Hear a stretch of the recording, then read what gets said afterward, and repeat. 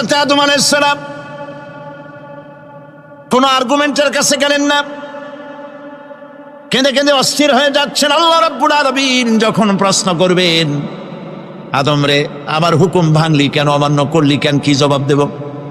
আর ঠিক সেই মুহূর্তেই রব্বুল আলামিন প্রশ্ন করলেন, আদম রে আমার হুকুম অমান্য করলে কেন? হযরত আদম আলাইহিস সালাম কোনো বুদ্ধির আশ্রয় না নিয়া তার জ্ঞান তাকে বলে দিল। আল্লাহ তাকে কালেমা শিখাই দিলেন।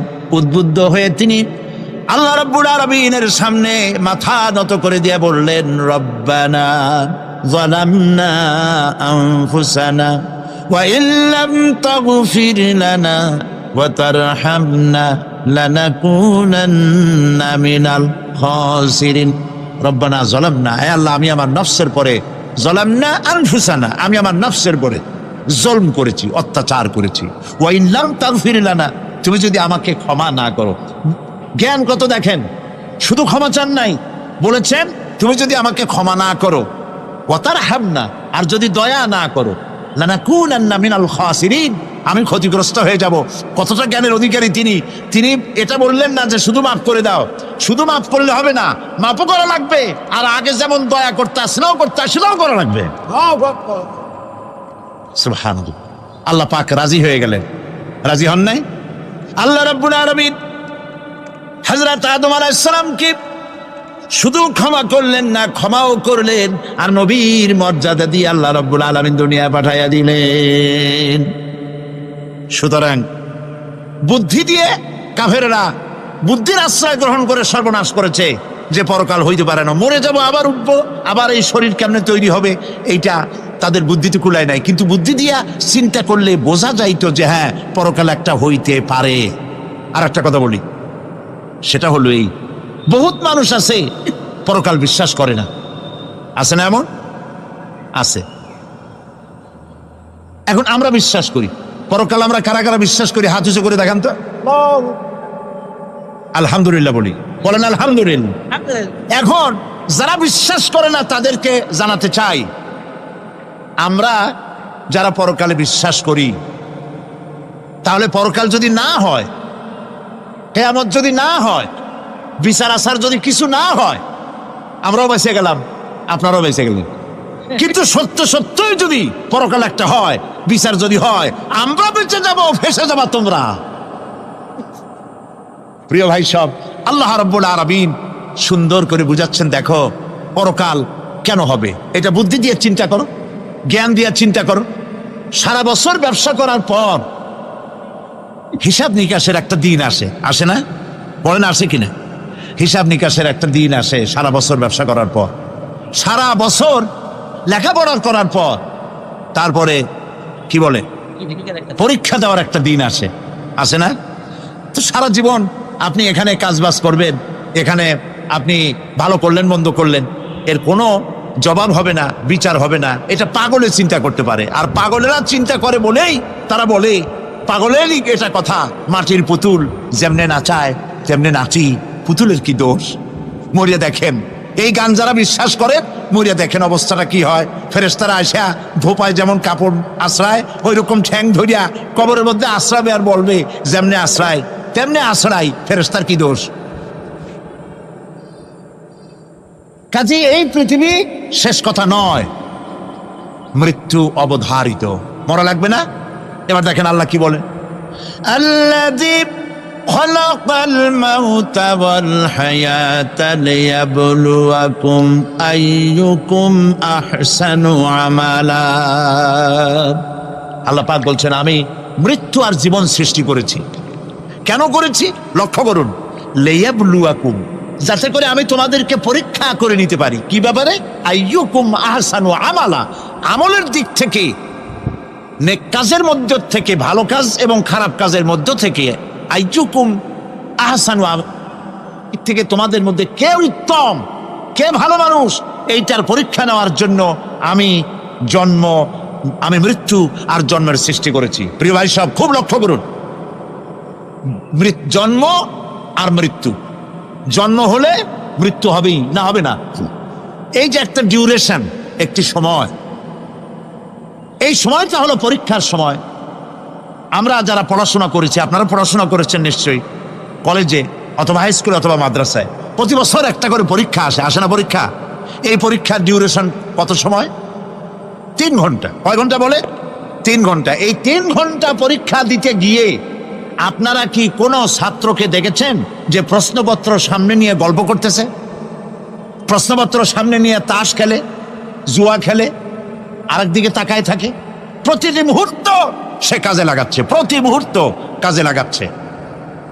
3 ঘন্টা পুরা হওয়ার 2 ঘন্টার মধ্যে পরীক্ষা তার শেষ হয়ে গেছে, কিন্তু সে চলে যাচ্ছে না, বাকি আরো 1 ঘন্টা আধা ঘন্টা রিভাইজ করতেছে। সে যা যা পরীক্ষা দিয়েছিল প্রশ্ন অনুযায়ী জবাবগুলি ঠিক হয়েছে কিনা সে মিলিয়ে দেখে।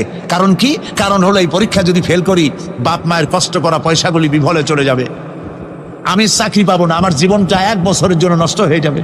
এই জন্য সে এত খাটাখাটনি করে পরীক্ষায় ভালো ফল করার জন্য সে পরীক্ষা দেয়, এবং পরীক্ষার রেজাল্ট এই পৃথিবীতেই হয়। ঠিক কিনা বলেন? খাতা দেখতে যতদিন লাগে তারপরে পরীক্ষা হয়। খুব লক্ষ্য করুন, আমাদেরও একটা পরীক্ষা চলতেছে এই পৃথিবীতে সকলে। ওটা শিক্ষাঙ্গনের পরীক্ষা, এটা জীবনের পরীক্ষা। এই যে ওর পরীক্ষার ডিউরেশন, সময়কাল 3 ঘন্টা, আর আমাদের পরীক্ষার, সমস্ত মানুষের পরীক্ষার সময়কাল হলো জন্ম থেকে শুরু করে মৃত্যু পর্যন্ত। এর মধ্যে বালেগ হওয়া পর্যন্ত সময়টা কনসিডারেবল, ক্ষমার যোগ্য। 15 বছর 12 বছর বালেগ হইতে যে কয় বছর লাগছে, এইটা যা করছেন যা বলছেন সব মাপ। কিন্তু বালেগ হওয়ার পরের থেকে নিয়ে মৃত্যু পর্যন্ত যা যা করবেন সমস্ত কাজের হিসাব আল্লাহর কাছে দিতে হবে। একটা প্রশ্ন করি আপনাদের কাছে, রাগ করবেন না তো? বলবেন যে কথা বলতে তো আপনি আসছেন, আমাদের দিয়ে খাটান কেন? এরকম চিন্তা করবেন না তো? প্রশ্নটা হচ্ছে এই, বলেন তো দেখি, পৃথিবীর মধ্যে সব চাইতে মূল্যবান জিনিস, দামি জিনিস কোনটা? ইখতিলাফ হয়ে গিয়েছে, ইখতিলাফ হয়েছে। কেউ বলেছে যৌবন, কেউ বলেছে কোরআন, কেউ বলেছে ইসলাম। আর যারা বেশি বুদ্ধি রাখে তারা খামোশ, তারা কথা বলে নাই। কোনটা কইয়া কোন জ্বালা চুপ করে থাকাই ভালো। সব থেকে মূল্যবান জিনিসের নাম সময়। সব থেকে মূল্যবান জিনিসের নাম কি?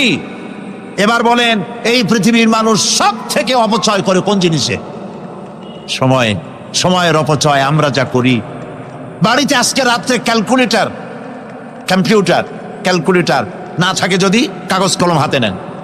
জীবনের 15 বছর বাদ দেন, এখন আপনার বয়স এখন যা, এই বয়সে প্রতিদিন ওই যৌবন প্রাপ্তির পর থেকে নিয়ে এই পর্যন্ত প্রতিদিন টেলিভিশনের সামনে নাটক দেখার জন্য, সিনেমা দেখার জন্য, ন্যাশনাল জিওগ্রাফি দেখার জন্য, ডিসকভারি দেখার জন্য, স্পোর্টস দেখার জন্য প্রতিদিন কয় ঘন্টা টিভির সামনে আপনি বসেন। এরপরে আপনি এগুলিকে সপ্তাহে কয় ঘন্টা হয়, মাসে কয় ঘন্টা হয়, বছরে কয় ঘন্টা হয়? বয়স এখন আপনার 50 বছর, 15 বছর বাদ দেন, 35 বছর। হিসাব করেন কয় বছর আপনি টেলিভিশনের সামনে বসা ছিলেন। আমার কথা কি মাথায় ঢুকছে? কয় বছর টেলিভিশন আর সিনেমা হলে বসা ছিলেন? চায়ের দোকানে গল্প করতে গিয়ে, আড্ডা মারতে গিয়ে কতটা সময় নষ্ট করেছেন? রবীন্দ্রনাথ, যতীন্দ্রনাথ, যোগীনাথ, তারপরে শরৎচন্দ্র, এই সমস্ত এই নাম মনে আসলো। কবি, সাহিত্যিক, ঔপন্যাসিক, নাট্যকার, তাদের বইপত্র, গল্পের বই, ভূতের গল্প, এই সমস্ত গল্পের বই পড়িয়া জীবনে কতটা সময় নষ্ট করেছেন। সবগুলি এক জায়গায় করেন, সবগুলি এক জায়গায় করেন। এরপরে আপনার চোখ ছানা বড় হয়ে যাবে, দেখতে পাবেন আপনার জীবনের উল্লেখযোগ্য 35 বছরের কম করে হলেও 20 বা 25 বছর অপচয় হয়ে গেছে, নষ্ট হয়ে গেছে। ইন্না লিল্লাহি ওয়া ইন্না ইলাইহি রাজিউন। জীবনের সব থেকে মূল্যবান সময়গুলি নষ্ট করে ফেলেছি আমরা। আল্লাহ পাক বলেছেন, পরীক্ষা নেওয়ার জন্যই এই পৃথিবীতে দিয়েছিলাম। এখন ওর পরীক্ষার, ছাত্রের পরীক্ষার সময় 3 ঘন্টা, রেজাল্ট আউট হবে এখন। আর আপনার আমার পরীক্ষা মৃত্যুতে, জন্ম থেকে শুরু মৃত্যু পর্যন্ত, কিন্তু রেজাল্ট এখানে আউট হবে না। রেজাল্ট আউট হবে কোথায়? কিয়ামতের দিন। কোথায় হবে? হতেই হবে কিয়ামতের দিন। সেদিন এই পৃথিবীতে যারা ভালো কাজ করবে, ভালো কাজের জন্য আল্লাহ পুরস্কার দিবেন, আর মন্দ কাজ যারা করবে তাদের জন্য তিরস্কার তারা পাবেই। এই জন্য বিচার কিয়ামত হওয়া, বিচার হওয়া, এটা বিবেকের দাবি, এটা জ্ঞানের দাবি। যারা বুদ্ধিজীবী দাবি করে কপাল পোড়া, এরা এটা বোঝে না, এদের মাথার মধ্যে এটা ঢোকে না। ঠিক কিনা বলুন? প্রিয় ভাই সব, কিয়ামত হবে এবং কিয়ামতে আল্লাহর দরবারে আমাদের সকলকে উঠতে হবে, এতে কোনো সন্দেহের অবকাশ নাই। এবার দেখেন আল্লাহ পাক এবার যুক্তি দিয়ে বুঝাচ্ছেন, সুবহানাল্লাহ বলেন। তোমরা যারা বলো যে মরে যাব, পচে যাব, মাটির সাথে মিশে যাব, আবার জিন্দা হব কেমনে? আল্লাহ বলে কেমনে জিন্দা হবা বুঝাই। সুবহানাল্লাহ বলেন। আল্লাহ রাব্বুল আলামিন বলেন, আল্লাহুল্লাযী আরসালার রিয়াহা ফাতুসিরু সাহাবা فسقناه إلى بلد ميت فأحيينا به الأرض بعد موتها كذلك النشور। আল্লাহ পাক বলেন, লক্ষ্য করে দেখো, সমুদ্রের লবণাক্ত পানিগুলি বাষ্পীয় আকারে মেঘমালায় পরিণত করে দেই, আর বাতাসকে হুকুম করি মেঘটাকে টেনে নিয়ে যাও অমুক জায়গায়। আল্লাহ যেখানে বৃষ্টি দিতে চান, বাতাস মেঘকে ঠেলে নিয়ে সেখানে নিয়ে আসে, বৃষ্টির পানিগুলি পড়ল। আল্লাহ পাক বলেন, আকাশের সেই বৃষ্টির পানি দিয়া মরা জমিনকে আমি জিন্দা করে দিলাম। ফাআহিয়ানা বিহিল আরদা বাদা মাউতিহা, এই মৃত্যু জমিনকে আমি জিন্দা করলাম, সেখানে তুমি বীজ বপন করলে, সেই বীজগুলি, বীজের মাথা ফাটাইয়া চারাগুলি কে বাইর করে দিল? মাটির আস্তরণ, মাটির আস্তরণের মধ্যে কদুর বিচি, লাউর বিচি, আপনারা কদু কন্যা লাউ বলেন, যেটাই হোক বুঝলেই হইল, কদু অথবা লাউ একই কথা, অথবা যে কোনো শাক সবজি, উদ্ভিদ, এর চারা, এর বীজ মাটিতে দেওয়া হলো, মাটিটা ফেটে চারা, যে পাতা দুটো বেরিয়ে আসলো, এই পাতা কি শক্ত না নরম? তাহলে মাটিটা ফাটাইয়া পাতা দুটো বাইর করে দিল কে? সুবহানাল্লাহ বলে।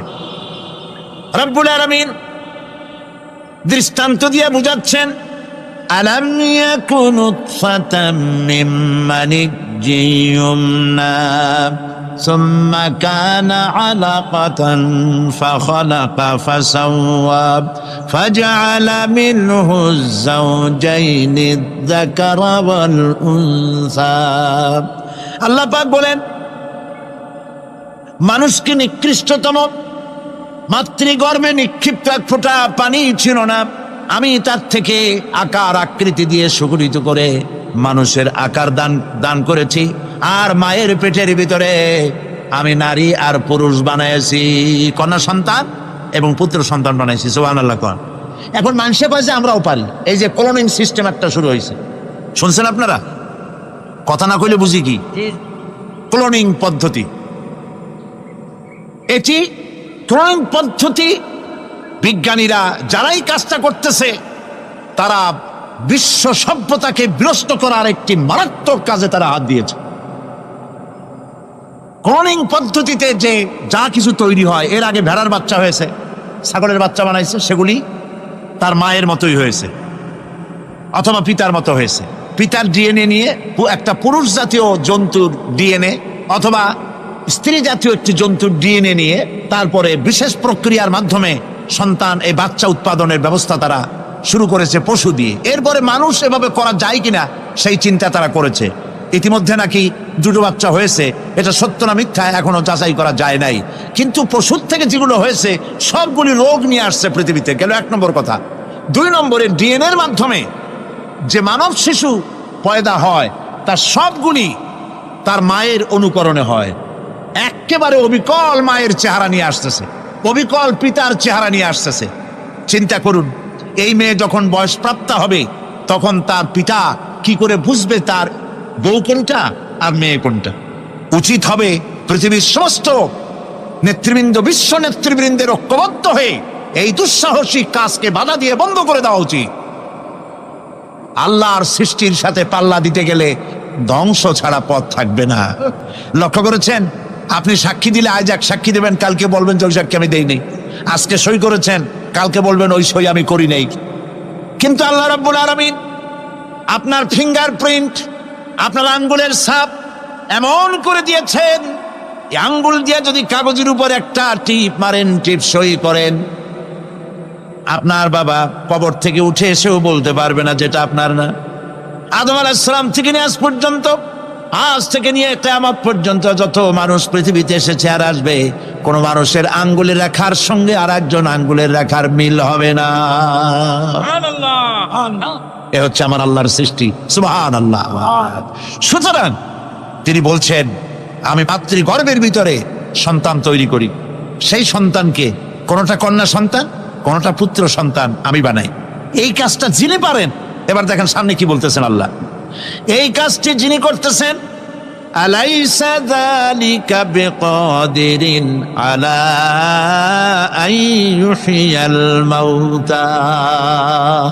এত বড় কাজ যিনি সম্পাদন করেছেন, এক ফোঁটা নাপাক পানি, এক ফোঁটা নিকৃষ্ট গান্দা পানি যা শরীর থেকে নির্গত হলে পরে গোসল ফরজ হয়ে যায়, এমন এক ফোঁটা পানি দিয়ে তোমার জন্মের উৎপত্তি করেছি, আকার দিলাম, হাত দিলাম, পাও দিলাম, চোখ দিলাম, সুন্দর করে বানালাম, তারপরে পৃথিবীতে পাঠালাম।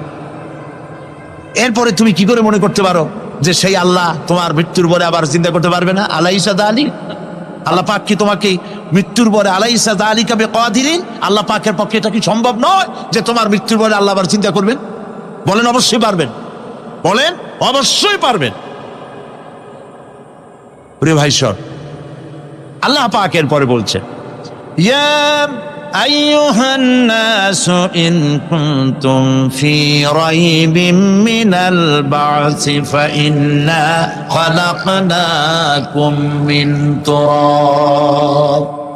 হে মানব সকল, যদি সন্দেহ হয় যে আমি তোমাদের পরকাল সম্পর্কে, যদি পুনরুত্থান সম্পর্কে যদি তোমাদের সন্দেহ হয়, জানা থাকা উচিত আমি তোমাদেরকে মাটি দিয়ে সৃষ্টি করেছি, মাটির উপকরণ দিয়ে সৃষ্টি করেছি।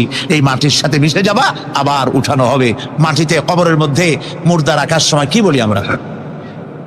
মিনহা খালাকনাকুম ওয়া ফিহা নুঈদুকুম। পড়েন সবাই, মিনহা خلقناكم وفيها نعيدكم ومنها نخرجكم تارة أخرى।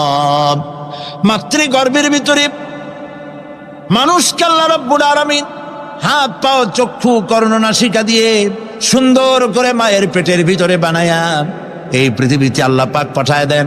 আর আল্লাহ পাক বলেন, সুম্মা নুখরিজুকুম তিফলা, বাচ্চার আকারে মায়ের পেট থেকে বের করে দিলাম। যে আল্লাহ রাব্বুল আলামিন এইভাবে করে তোমাদেরকে সৃষ্টি করেন। যালিকা বিআন্নাল্লাহা হুয়াল হক।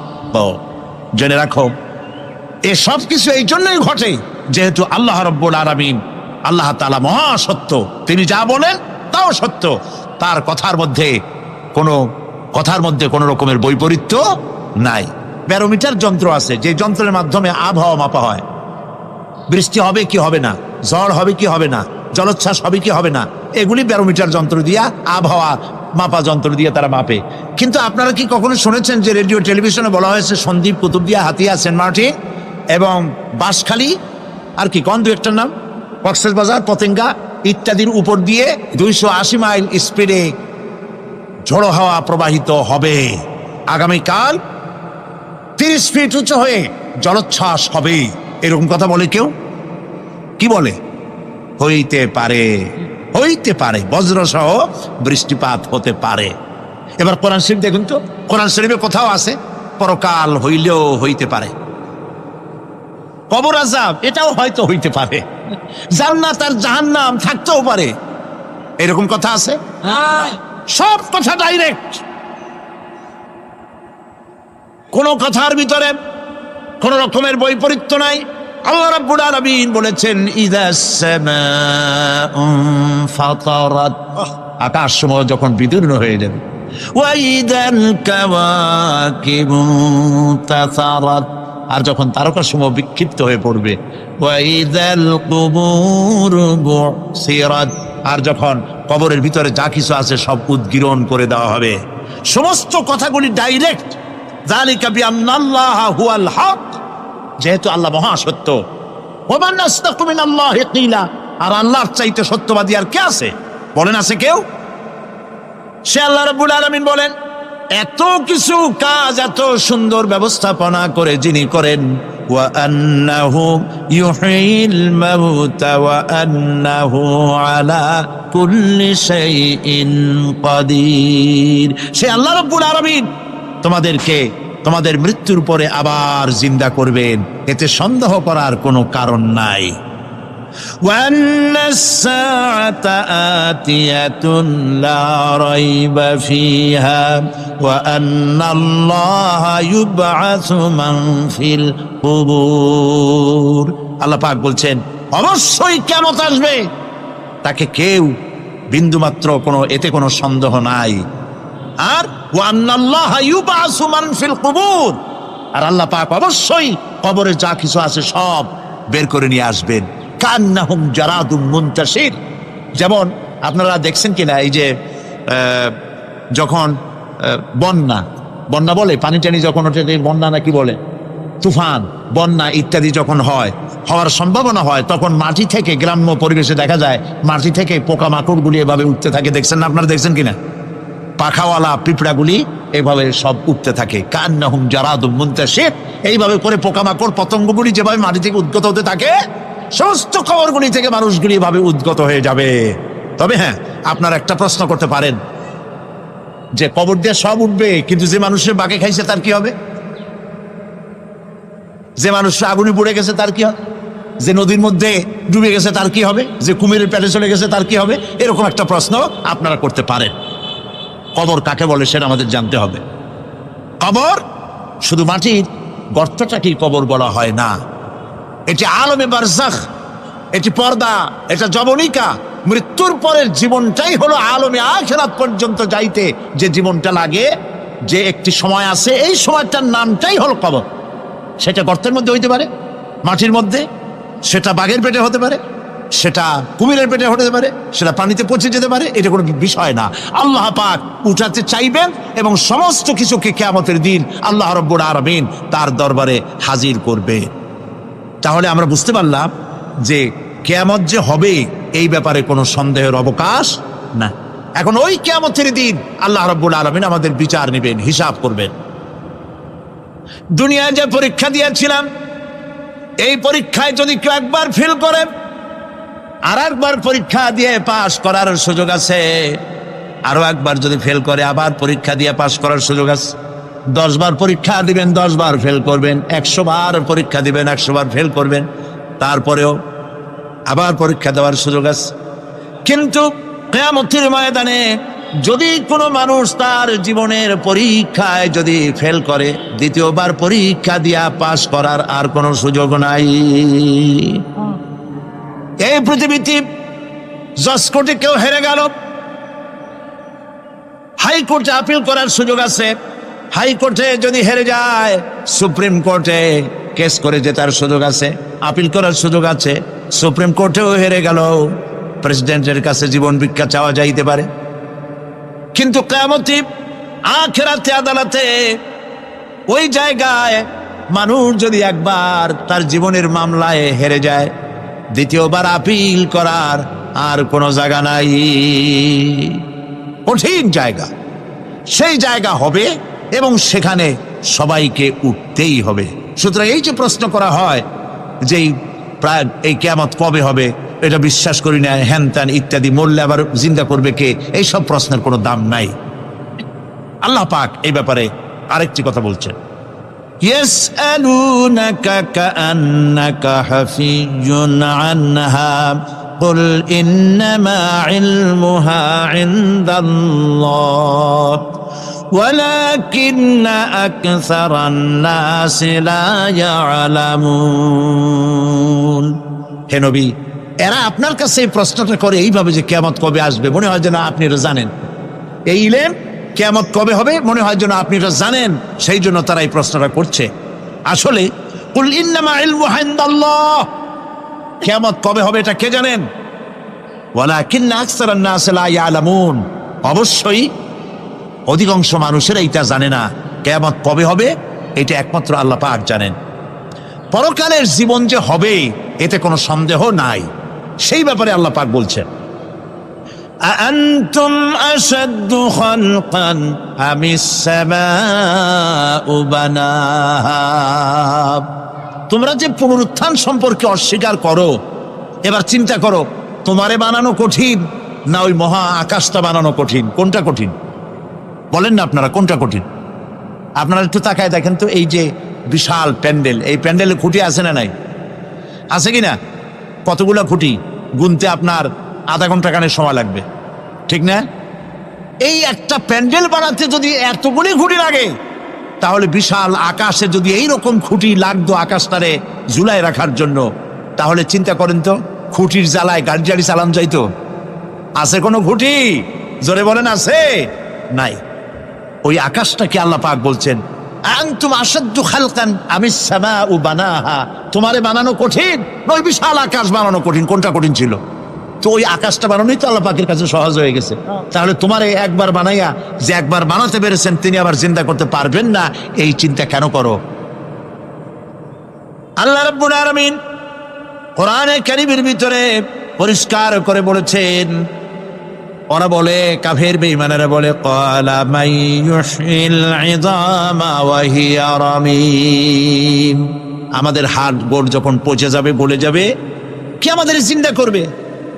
জবাবে আল্লাহ পাক বলেন, হে নবী আপনি বলুন, কুল ইউহয়িয়াল্লাযী আনশাহা আউওয়ালা মাররা। আপনি বলে দিন যে আল্লাহ রাব্বুল আলামিন একবার তোমাকে সৃষ্টি করেছেন, প্রথমবার যিনি সৃষ্টি করেছেন, দ্বিতীয়বার মৃত্যুর পরে আবার তিনি জিন্দা করবেন। কেন বিশ্বাস করেন? সুতরাং এই যে আল্লাহ পাক মানুষকে মৃত্যু জীবন দিয়েছেন, এই জীবনের পরে মৃত্যু, মৃত্যুর পরে আবার আমাদের সকলকে উঠতে হবে এবং আল্লাহ পাকের দরবারে আমাদেরকে উপস্থিত হতে হবে।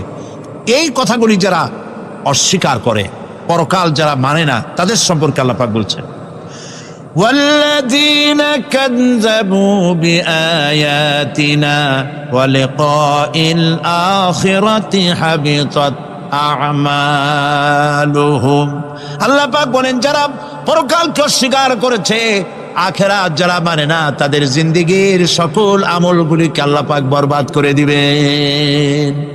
পরকালের বিশ্বাসের উপরে ভিত্তি করেই মানুষের চরিত্র ভালো হইতে বলেন পারে। একটা দৃষ্টান্ত দেই, একটা দৃষ্টান্ত। এই যে যারা চুরি করে, ডাকাতি করে, সন্ত্রাস করে মানুষ মারে, সন্ত্রাসগুলি করে কি জন্যে? এদের ধারণা নাই যে আল্লাহ পাক আমাদেরকে উঠাইতে পারবে, আমাদের মৃত্যু হবে। পরকালের চিন্তা নাই বলেই তারা এই কাজটা করে। রাতের আধারে কোটি কোটি টাকার অফার আসছে, কেউ দেখে না। এইখান থেকে, এই টাকার খাওয়া থেকে, অথবা জেনা করা থেকে, অথবা মদ পান করা থেকে গোল্ডেন অপরচুনিটি, সুযোগ আসছে, জেনা করা যায়, মদ খাওয়া যায়, টাকা নেওয়া যায়, অবৈধ টাকা। এই অপরাধ থেকে বাঁচাতে পারে একমাত্র পরকালের জবাবদেহিতা, আখিরাতের ভয়। আল্লাহর কাছে আমাকে জবাবদিহি করতে হবে, এই ভয় ছাড়া আর কোনো কিছুই মানুষের এই বিপদ থেকে মানুষের চরিত্র ভালো বানাইতে পারে না। মানুষের চরিত্র ভালো বানাবার জন্য এটাই হচ্ছে একমাত্র পথ। সেই জন্য আল্লাহ পাক আখিরাতের জীবন রেখেছেন, উঠতে সেখানে হবেই। এই পৃথিবীতে একবার যখন আসছি, আমাদেরকে জিন্দা আল্লাহ করবেন এবং সমস্ত কথাগুলির জবাব আল্লাহর কাছে দিতে হবে। আল্লাহ রাব্বুল আলামিন বলেন, ওয়াত্তুর ওয়া কিতাবিম মাসতুর ফি রাক্কিম মানশুর ওয়াল বাইতিল মা'মুর ওয়াস সাকফিল মারফু' ওয়াল বাহরিল মাসজুর ইন্না আযাবা রাব্বিকা লাওয়াকি' মা লাহু মিন দাফি'। সূরা তুর। আল্লাহ পাক বলছেন, তুর পাহাড়ের শপথ, তুর পাহাড়ের শপথ, সেই প্রকাশ্য পবিত্র গ্রন্থের শপথ যা লিপিবদ্ধ রয়েছে মসৃণ ঝিল্লিতে, চর্ম ঝিল্লিতে লিপিবদ্ধ রয়েছে। আরো শপথ বাইতুল মামুরের, আরো শপথ সুউচ্চ আকাশে, আরো শপথ উচ্ছ্বাসিত তরঙ্গায়িত সমুদ্রে, নিশ্চয়ই সেই আযাব আসবে। আযাব মানে কিয়ামত, সেই পরকাল অবশ্যই আসবে। মা লাহু মিন দাফি'হ, এই শাস্তি থেকে, এই কিয়ামত আসা থেকে, এই কিয়ামত সংগঠিত হওয়া থেকে রোধ করার মতো ক্ষমতা কারো নাই। সুবহানাল্লাহ। এখন আল্লাহ পাক তুর পাহাড়ের কসম করছেন। তুর পর্বত হচ্ছে সেই পর্বতের কথাই ধরা যাক, যেখানে একটি ঐতিহাসিক পর্বত, হযরতে মূসা আলাইহিস সালামকে আল্লাহ রাব্বুল আলামিন যেখানে নবুয়তের শিরস্থান পড়িয়ে দিয়েছিলেন, তুর পাহাড়ের ভিতরে। অতুর সিনিন, তুর পাহাড়ের কসম আল্লাহ পাক বলছেন। এবং খোদায়ের আল্লাহ রাব্বুল আলামিনের সঙ্গে বিরোধিতা করার কারণে ফেরাউনকে এই তুর পাহাড়ের কাছেই লোহিত সাগরের মধ্যে, দরিয়ায় নীলের মধ্যে আল্লাহ পাক ডুবিয়ে মেরেছিলেন। এবং নির্যাতিত বনী ইসরাইলকে শাস্তি দেওয়ার চূড়ান্ত সিদ্ধান্ত এই তুর পাহাড়েই আল্লাহ পাক দিয়েছিলেন। আল্লাহ বলছেন, আমি সেই তুর পাহাড়ের কসম করি। ও কিতাবিম মাসতুর, এবং পবিত্র গ্রন্থের শপথ, যেই গ্রন্থগুলি নাজিল হয়েছে নবীদের উপরে, ইনজিল, তাওরাত, জাবুর, কোরআন, এই কিতাবগুলির কসম করি। সুবহানাল্লাহ। কোরআনের কসম করি, আল্লাহ পাক বলছেন এই কিতাবগুলির কসম করছি। তুর পাহাড়ের কসম করছি, কিতাবগুলির কসম করছি। ওয়াল বাইতুল মামুর, আর বাইতুল মামুরের কসম করছি। সেটা কি? আকাশের প্রত্যেকটি আকাশে একটি করে বাইতুল মামুর আছে। ওই আকাশের ফেরেশতারা এই বাইতুল মামুরকে কেন্দ্র করে আল্লাহ রাব্বুল আলামিনকে সিজদা দেয়। আল্লাহ পাক হযরত আদম আলাইহিস সালামকে বলেছিলেন, একটি ঘর বানাও, বাইতুল মামুরের নিচে বানাও। তিনি বললেন, আমি তো জানি না বাইতুল মামুর কোথায়। হযরত জিবরাইলকে পাঠানো হলো। বাইতুল মামুর আকাশের যেখানে আছে, ঠিক সেই সোজা বর্তমানে মক্কা শরীফে যে কাবা শরীফ যা আছে, অবিকল আল্লাহ পাকের আকাশে বাইতুল মামুর যেখানে, তার সরাসরি নিচেই কাবা শরীফ স্থাপিত হয়েছে। আল্লাহ রাব্বুল আলামিন বলছেন, আমি এই বাইতুল মামুরের কসম করছি। এরপরে আল্লাহ পাক বলছেন যে ফেরেশতারা যে বাইতুল মামুরকে তাওয়াফ করে এবং আল্লাহ পাকের ইবাদত করে, সেই বাইতুল মামুরের কসম। ওয়াস-সাকফিল মারফু, সুউচ্চ আকাশের কসম। এই আকাশ আল্লাহ পাক সৃষ্টি করেছেন বেগাইরে আমাদিন, কোন রকমের কোন খুঁটি ছাড়াই। সুবহানাল্লাহ বলি আমরা। এই বিশাল আকাশ সম্পর্কে ওই যে বুদ্ধিজীবী যারা, কোরআনের জ্ঞান যাদের কাছে নাই, তারা বলে যে আকাশ বলতে কিছু নাই, ওইটা একটা নীলা নীলা বহু দূর, সেই জন্য নীলা নীলা দেখা যায়। এই পৃথিবীর সম্পর্কেও তাদের ধারণা এই পৃথিবীও কিছু না, এটা হলো ওই যে কি বলে, সূর্যের কাছের থেকে একটা উজ্জ্বল জ্যোতিষ্ক খুব ফোর্সে যাচ্ছিল, এই ফোর্স সহ্য করতে না পেরে সূর্যের একটি অংশ মহাশূন্যের উপরে ছিটকে পড়ল, ঘুরতে ঘুরতে পৃথিবীর আকার ধারণ করেছে। এই হলো ওদের ধারণা। অ্যাক্সিডেন্টের মাধ্যমে নাকি এই পৃথিবী হয়েছে। মূল কথা হলো, এইভাবে করে যদি কোনো একটা গ্রহ উজ্জ্বল জ্যোতিষ্ক যাওয়ার কারণে পৃথিবী হয়ে থাকে, তাহলে এখন তো পৃথিবীতে মানুষ ধরতেছে না, মানুষ তো অনেক বেশি বেড়ে গেছে। তাহলে আর একটা জ্যোতিষ্ক দয়া করে সূর্যের পাশ দিয়া যাইয়া আর একটা খণ্ড ফালাই দিয়া আর একটা পৃথিবী বানায় না কেন? প্রিয় ভাই সব, আল্লাহ পাক বলছেন ওয়াস-সাকফিল মারফু, আমি এই বিশাল আকাশের কসম করি। সুবহানাল্লাহ। এরপরে ওয়াল বাহরিল মাসজুর, পৃথিবীতে প্রবাহিত উচ্ছ্বসিত তরঙ্গায়িত সমুদ্র রাজির কসম করি। সুবহানাল্লাহ। আচ্ছা বলেন তো, এই পৃথিবী এর নিচে কি? এই পৃথিবীর নিচে কি? এই পৃথিবী মহাশূন্যের উপরে ঘুরছে। লক্ষ্য করেন আল্লাহর কত বড় শক্তি। আটলান্টিক মহাসাগর কোথায়? বলতে পারবেন না? এই পৃথিবীতে। আটলান্টিক মহাসাগর কোথায়? এই পৃথিবীতে। আটলান্টিক মহাসাগর, প্রশান্ত মহাসাগর, ভূমধ্য সাগর, যত সাগর আর মহাসাগর সব এই পৃথিবীতে। এই পৃথিবী অসংখ্য পাহাড়, অসংখ্য সমুদ্র আর অসংখ্য মানবরাজি নিয়ে লাটিমের মতো ঘুরতেছে। সুবহানাল্লাহ। মহাশূন্যের উপর, মহাশূন্যের উপরে লাটিম যেমন ঘোরে, পৃথিবী তেমন ঘোরে, অথচ মানুষগুলো ছিটকে পড়ে যায় না, পানিগুলি উড়ে কোথাও পড়ে যায় না। সুবহানাল্লাহ বলতে ইচ্ছে করে না।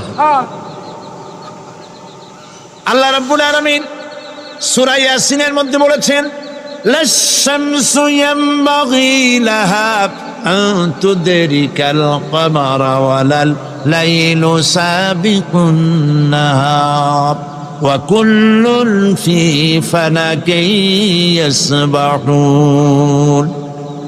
সূর্য চন্দ্রের অধিকার নষ্ট করতে পারে না। রাত দুপুরের সময় সূর্য উঠবে না, দিনের দুপুর বেলায় চন্দ্র উদিত হয়ে সূর্যের আলোকে নিষ্প্রভ করতে পারে না। চন্দ্র সূর্যের আগে যেতে পারে না, সূর্য চন্দ্রের আগে যেতে পারে না। কারো গায়ে কারো ধাক্কা লাগে না। অসংখ্য তারকারাজি উড়ে বেড়াতেছে, কারো সাথে কারো কোনো ধাক্কা নাই, কোনো সংঘর্ষ নাই। মহাশূন্যের উপরে সূর্য চন্দ্র যেমন ঘোরে, ওয়া কুল্লুন ফি ফালাকি ইয়াসবাহুন, চাঁদ আর সূর্য যেমন ঘোরে, মহাশূন্যে যা আছে তাও ঘোরে। এই পৃথিবীটা মহাশূন্যের উপরে, গোটা পৃথিবী সমস্ত সমুদ্র আর মহাসমুদ্র নিয়ে সব ঘুরতেছে। সুবহানাল্লাহ। ওয়াল বাহরিল মাসজুদ, তরঙ্গায়িত উচ্ছ্বসিত সমুদ্র রাজির কসম করি, সমুদ্র সন্দ্বীপ যাওয়ার সময় কেমন অবস্থা হয় যদি তুফানে পড়ে। দাল্লা মান তাদউনা ইল্লা ইয়াহু, সকলের কথা মানুষ ভুলে যায়। মৌজুন কাল জিবাল, পাহাড়ের মতো যখন ঢেউগুলো আসতে থাকে সবাই সব ভুলে যায়, তখন মনে পড়ে শুধু আল্লাহ। কি মনে পড়ে? আল্লাহ। আল্লাহ কত বড়, সমুদ্রের কাছে যাই দেখেন। সুবহানাল্লাহ। এই বিশাল বিশাল সমুদ্র রাজির কসম করছি। এতগুলি কসম করে আল্লাহ পাক কোরআনে কারীমের মধ্যে বলছেন, দেখো এই সব জিনিসগুলি আমি সৃষ্টি করেছি, আর এই জিনিসগুলির কসম করে বলছি সেই পরকাল অবশ্যই অনুষ্ঠিত হবে, সেই আযাব আসবে। কেউ এই পরকাল অনুষ্ঠিত হওয়া থেকে কেউ ফিরাইয়া রাখতে পারবে না। এখন তোমরা প্রশ্ন করতেছো, আল্লাযী ফীহি আল্লাযী হুম ফীহি মুখতালিফুন, এই ব্যাপারে তোমরা ইখতিলাফ করতেছো, মতবিরোধ করতেছো, ঠাট্টা করতেছো, বিদ্রূপ করতেছো। কাল্লা সায়ালামুন, অবশ্যই তোমরা জানতে পারবে। সুম্মা কাল্লা সায়ালামুন, অবশ্যই তোমরা জানতে পারবে সেই পরকাল হবে, এতে কোনো সন্দেহ নাই। সুবহানাল্লাহ।